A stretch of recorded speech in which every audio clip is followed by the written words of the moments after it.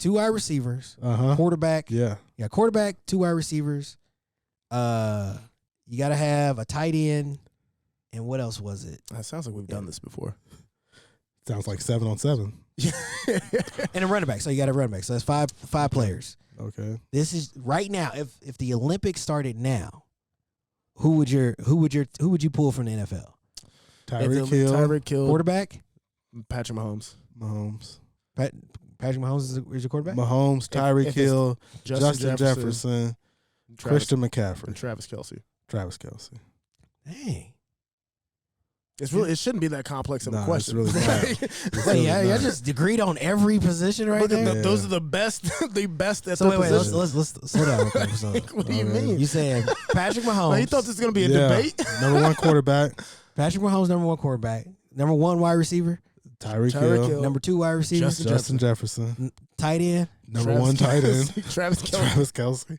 I don't see, man. Flag football though. Was it flag football? I think you just said flag football. No, this is the Olympic flag football team. Yes. That's what I'm saying. Yeah. I would still. Yes. Yeah, it hasn't changed. If it at all. started today, you're gonna go with Travis Kelce. Who else? Who else would you take at tight end? Who do you I'm want? probably gonna go Waller.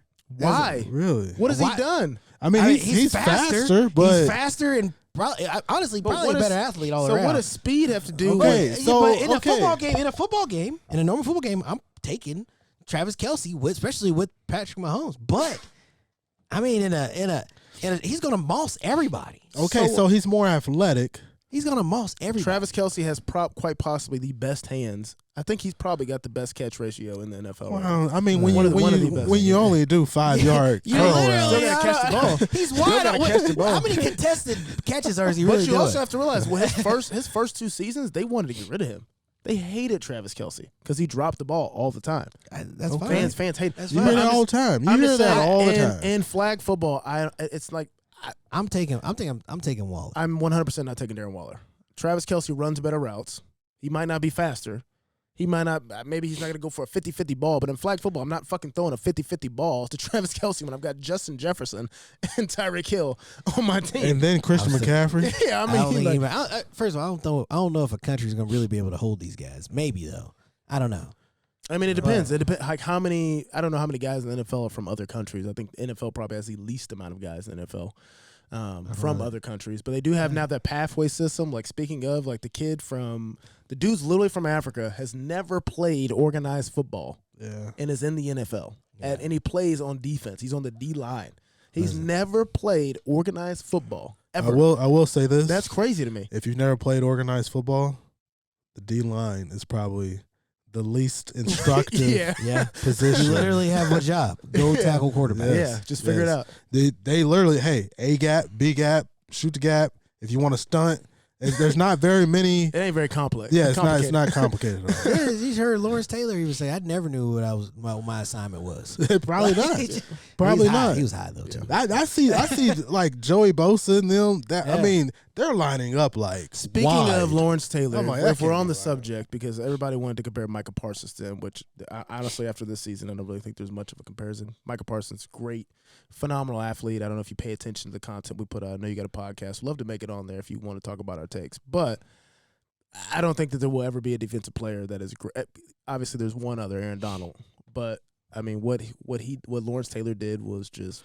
I think there's 2 completely different players and 2 completely different eras. Yeah, you're talking about. Wait, what are we doing here? I guess he said Lawrence Taylor. The Well, comparison they were comparing to Micah Parsons. I see Micah Parsons. Parsons more of like an outside linebacker and Most hybrid of definitely. DN than what Lawrence Taylor actually was. Lawrence but those Taylor were the comparisons when he first came into the league. His last season, this is his 3rd season, right?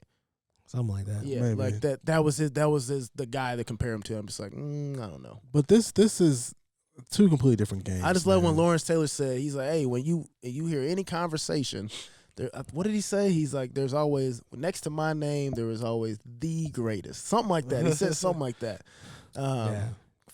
Like I watched Lawrence Taylor's tape. I don't recall him really covering a slot receiver or a tight end. Like it's just a completely different game. No, he's coming off the edge. Micah He was Parsons could knocking do them that. out. He has to do that He's great. just because of the way the game is now. And honestly, man, I love seeing these athletes use social media and their podcasts or YouTube, whatever, to their advantage to talk about teams.